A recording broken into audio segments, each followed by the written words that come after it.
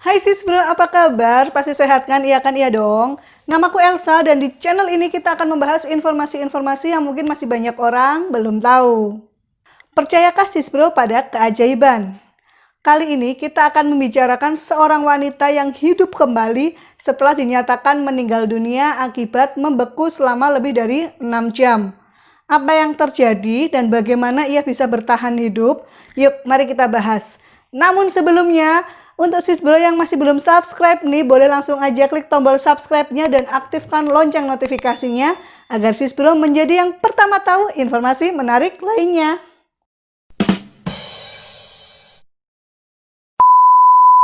Pada tanggal 20 Desember 1980 di Langby, Minnesota, terjadi kejadian yang cukup mengejutkan. Pada saat itu, pada musim dingin sis bro, suhunya mencapai minus 25 derajat dan tentu saja kondisinya bersalju. Itu dingin banget dan di tahun segitu mungkin jaket dan mantel itu belum sehangat sekarang ya. Nggak bisa ngebayanginnya dinginnya kayak gimana tuh.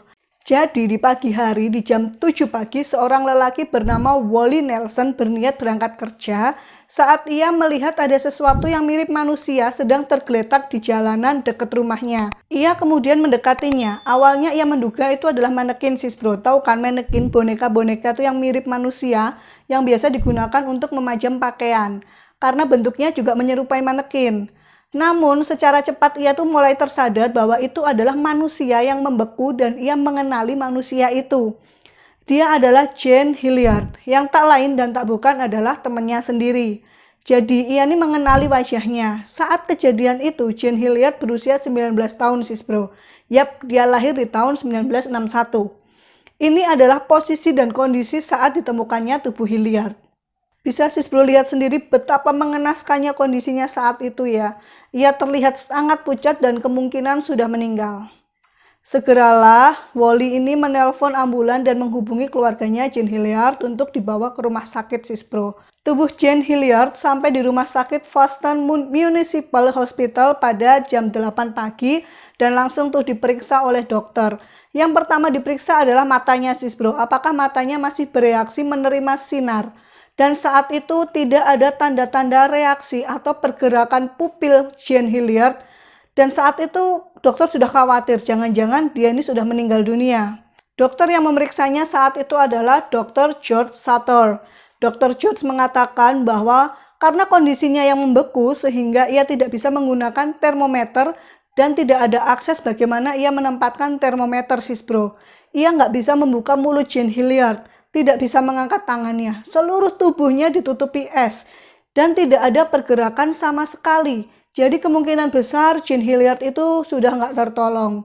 Dokter pun memeriksa detak jantungnya nih. Kalau manusia normal, detak jantung itu sekitar 70 kali berdetak per menit. Namun jantung Jane Hilliard hanya berdetak 8 kali per menit sis bro. Kulitnya membeku membuat dokter kesulitan menusukkan jarum infus sehingga mereka semua kebingungan gimana nih cara menolong Jane Hilliard. Apalagi zaman segitu ya sis bro, tahun 1980 mungkin teknologi itu belum secanggih sekarang. Satu-satunya cara yang dilakukan oleh dokter pada saat itu adalah mencoba menghangatkan Jane Hilliard. Berharap es akan mencair. 6 jam di dinginnya malam bersalju itu hampir nggak mungkin selamat sis bro. Bahkan beberapa orang menyebutkan jika Jane Hilliard mirip manusia es. Di saat dokter menyerah dan keluarga berusaha menerima kenyataan, akhirnya keajaiban pun terjadi. Ibunya Jane Hilliard nih mengaku sedang memegang tangan anaknya. Ia terus memanggil nama anaknya, Jane, Jane, bangun Jane. Dan ia terus berdoa supaya Jane ini merespon.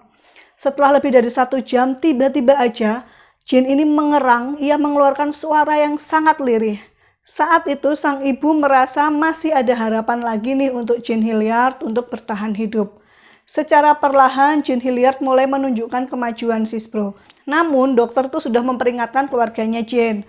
Dokter mengatakan kemungkinan yang pertama Jane Hilliard itu tidak akan bertahan lama setelah sadar karena sudah 6 jam organ tubuhnya tidak bekerja.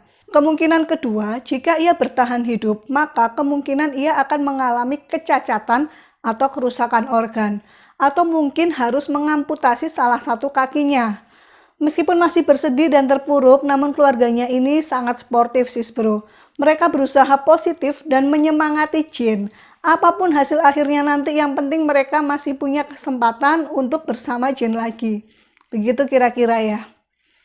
Detak jantung yang semula 8 kali per menit berubah berkembang menjadi 12 kali per menit. Ajaibnya sis bro, meskipun berada di luar ruangan dan membeku selama 6 jam, namun tidak ada satu organ penting dalam tubuh Jin yang membeku. Di hari itu Jin Hilliard mulai meminta air untuk minum, dan di malam harinya ia mulai menggerakkan tangan dan lengannya. Di hari yang ketiga ia mulai menggerakkan kakinya. Jadi secara perlahan ia menunjukkan perkembangan yang baik sis bro. Jadi sadarnya Jin Hilliard ini nggak tiba-tiba terjadi begitu aja sis bro. Tetap ada proses demi proses, perkembangan demi perkembangan, sedikit demi sedikit di ruang ICU hingga seminggu kemudian ia dinyatakan sehat dan dipindahkan ke ruang perawatan. Jin Hilliard diizinkan meninggalkan rumah sakit di hari ke-49 atau sekitar 1,5 bulan dirawat di rumah sakit sis bro. Sebenarnya apa sih yang terjadi sampai ia bisa membeku di pinggir jalan kayak gitu? Jadi pada hari itu jam 1 pagi dini hari, Jin Hilliard tuh sedang mengendarai kendaraannya untuk pulang ke rumah. Namun saat di tengah jalan nih, mobilnya tuh tiba-tiba tergelincir akibat jalan yang bersaju dan licin sis bro. Saat itu mobilnya nggak mau menyala dan nggak mau bergerak sama sekali. Ia tahu kalau ia bertahan di dalam mobil mungkin ia akan mati kedinginan. Jadi ia berinisiatif untuk berjalan menuju rumah temannya, ya Wally Nelson tadi, yang ia ketahui dekat dengan lokasinya saat itu. Pokoknya nekat aja dulu lah Mbak Jin ini. Ia berjalan menembus salju dan menantang angin sis bro. Tentu aja kakinya itu membeku, namun ia berusaha untuk berjalan. Dan setelah berjalan sepanjang 2 mil atau 3,3 km, ia sudah melihat nih rumah temannya dan hampir aja menyentuh rumah temannya itu. Namun ia terlanjur membeku dan akhirnya ia terjatuh dan gak berdaya. Padahal kurang 14 kaki lagi atau sekitar 4,6 meter lagi menuju pintu rumahnya si Wally Nelson. Yang ia ingat saat itu hanyalah terakhir kalinya ia merasakan dingin yang amat sangat dan susah menggerakkan kakinya sehingga ia jatuh dan gak sadarkan diri. Hingga selama 6 jam berikutnya ia gak merasakan apa-apa selain rasa haus yang amat sangat. Sis bro, pernah nggak sih nonton film seperti Vertical Limit, di mana para pendaki Gunung Himalaya yang kedinginan itu berusaha bertahan hidup dengan memotong bagian tubuhnya saat terkena hipotermia. Misalnya nih, ruas-ruas jarinya itu sengaja dipotong sedikit demi sedikit satu persatu agar mereka tetap bertahan hidup. Nah, keajaiban yang dialami oleh Jin Hilliard ini benar-benar keajaiban yang ajaib sis bro. Karena meskipun membeku berjam-jam, ia itu nggak perlu mengamputasi bagian tubuhnya untuk bertahan hidup. Para medis pun sebenarnya menganggap kisah Jin Hilliard ini sebagai misteri sis bro. Karena mereka belum menemukan teori yang tepat untuk mengungkapkan apa yang terjadi pada Jin. Mengapa Jin bisa bertahan hidup setelah apa yang dialaminya, dan mengapa organ-organ penting dalam tubuh Jin ini tidak membeku. Satu-satunya jawaban yang bisa memuaskan rasa penasaran mereka itu adalah menganggap ini sebagai keajaiban. Namun nih sis bro, di masa sekarang nih ada seorang dokter bernama Dr. David Plummer yang mengatakan bahwa kejadian Jin Hilliard ini bisa dijelaskan dengan ilmu pengetahuan dan sama sekali bukan keajaiban. Ia mengklaim bahwa ia telah membekukan beberapa orang bahkan selama 10 tahun lalu menghidupkannya kembali. Jadi semacam menghibernasikan, membekukan seluruh tubuh dan organ, bahkan aliran darah. Percaya nggak sis bro? Atau sis bro mau coba tuh dibekukan selama 10 tahun lagi dan dibangunkan di tahun 2030? Ya apapun itu sis bro, ada kemungkinan nih Jin Hilliard bisa meninggal kapan aja. Bahkan jika Wally Nelson itu terlambat menemukan Jin, maka mungkin saja Jin itu nggak akan bertahan. Yang jelas Jin Hilliard bertahan hidup sampai puluhan tahun kemudian, menikah dan memiliki anak sampai saat ini. Ia memiliki kehidupan yang sempurna.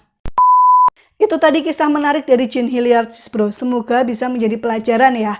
Setiap kita, siapapun kita, bagaimanapun kita, pasti kita memiliki satu masa di mana kita mengalami yang namanya mujizat dan keajaiban yang bahkan nggak bisa dijelaskan dengan kata-kata. Terima kasih untuk sis bro yang sudah nonton video ini sampai selesai. Jangan lupa klik tombol subscribe, komen, like, dan share sebanyak-banyaknya. Sampai jumpa. Nah.